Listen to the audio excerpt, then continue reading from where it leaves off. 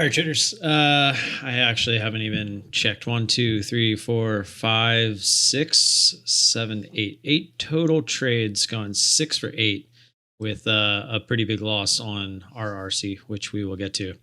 So in no particular order, we're just going to kind of go down the list here. BBBY was our first trade. And, as we're going through these, I just want you guys to know that I woke up today with every intention of just trading. I don't know why. I'm tired. I was tired of the slow market. Just all the FOMO I've been getting with just wanting to trade. And so I tried to be cautious knowing that I felt that way. And obviously I wasn't cautious enough. And obviously we'll get to that with RRC. But BBBY started this one on the big move up from the bottom.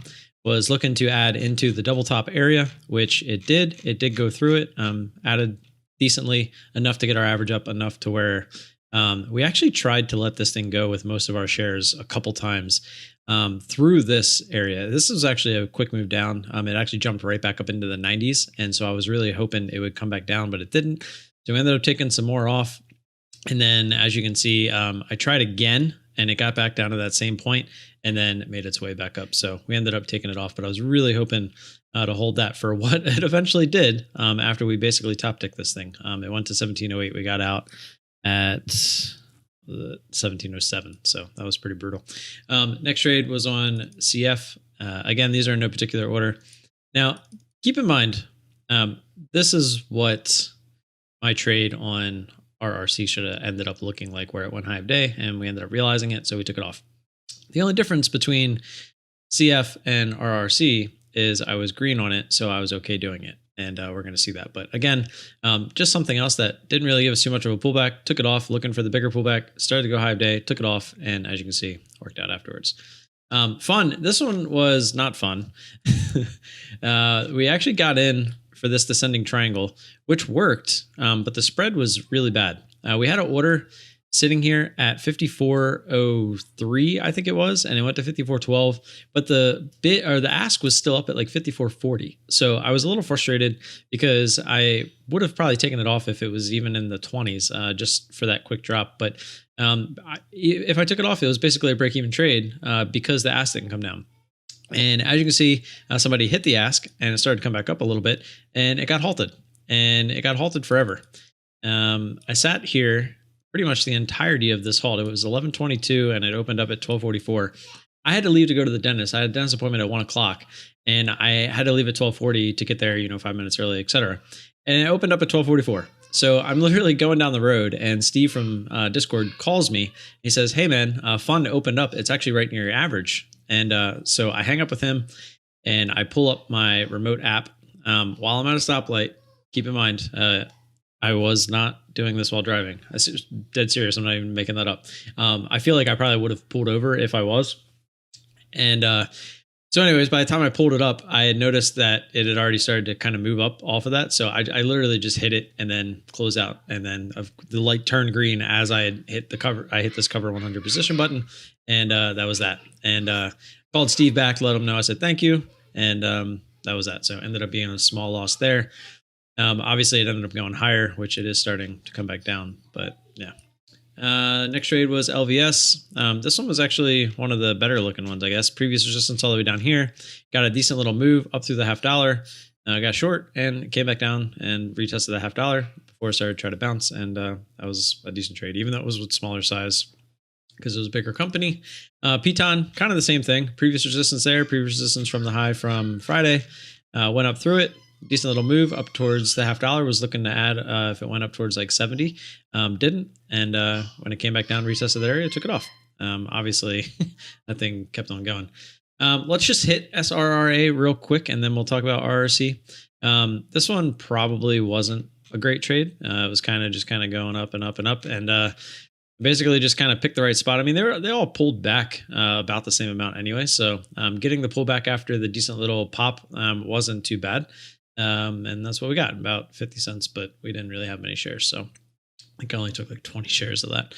And yeah, so that was all the trades except for RRC, and here's RRC. So if we scroll out, this is going to look a little bit like the BBBY trade to start, where it was coming up to a double top area. And so when we scroll in, you can see it was a pretty nice move on some volume up to that area. So I was like, all right, well, we're probably going to hit that area, get some kind of a pullback to that $0.50, and I'll be out. Well, that's not what happened. Went right up through that area, and immediately, I guess some buyers stepped in and held it. Just never got back below that previous high. It literally held it to a T, and it was very disheartening. Sat here for about 4 minutes at this area, and I really think that if this wasn't the spot to cut it, which I went back and checked, it would have been $13 what I would have lost had I just cut it there. Or letting it go, trying to get in on what looks to be a top, and then cutting it here, which would have obviously been a little bit bigger of a loss, but not $450 or whatever it ended up being. So right, either here or here should have been the cut, right? Because then you're like, okay, this thing's grinding. It held that. But in my small little mind, in my ear FOMO mind of wanting to trade today, I was like, this thing hasn't pulled back. It hasn't pulled back at all. Like, I made a move all the way from here, and you're telling me that's a pullback? No, that's not a pullback. I'm looking for like an actual pullback. And even with this ad, it brought my average up closer to this line. I'm like, well, I can at least get out break even when it retests this area again. And as you can see, right after that ad, decided to go higher, and then higher, and then higher, and then higher. There was no attempt at a pullback. Look at this, just sideways, up, and then finally here. And when it made this candle here, I decided on any little pop up into the highs, I'm going to add as much size as I can to get my average up with the intention of cutting at the highs. Because if this is not the pullback, then I don't know when the pullback is going to be.